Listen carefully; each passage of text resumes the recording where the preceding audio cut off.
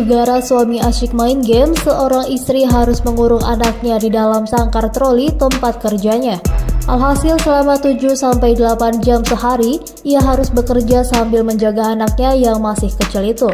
Maka dari itu, untuk mempermudah pekerjaannya dan mengawasi sang anak, wanita itu memilih mengubah ruang ekstra di bawah trolinya menjadi sangkar dengan ruang yang cukup untuk putranya bermain.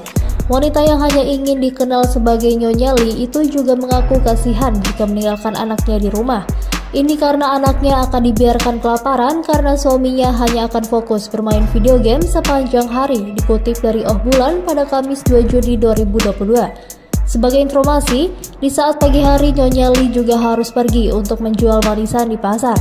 Kemudian, ia akan pulang untuk membangunkan putranya dan membawa si kecil ke tempat kerjanya.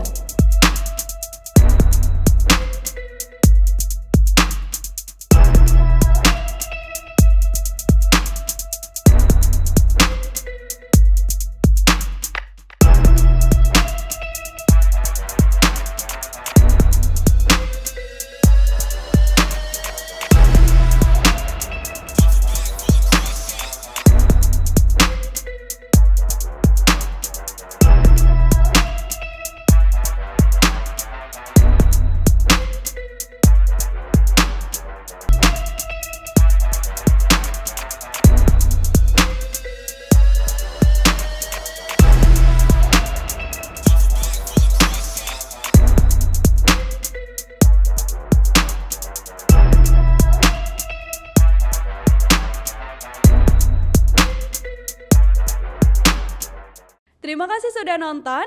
Jangan lupa like, subscribe, dan share ya.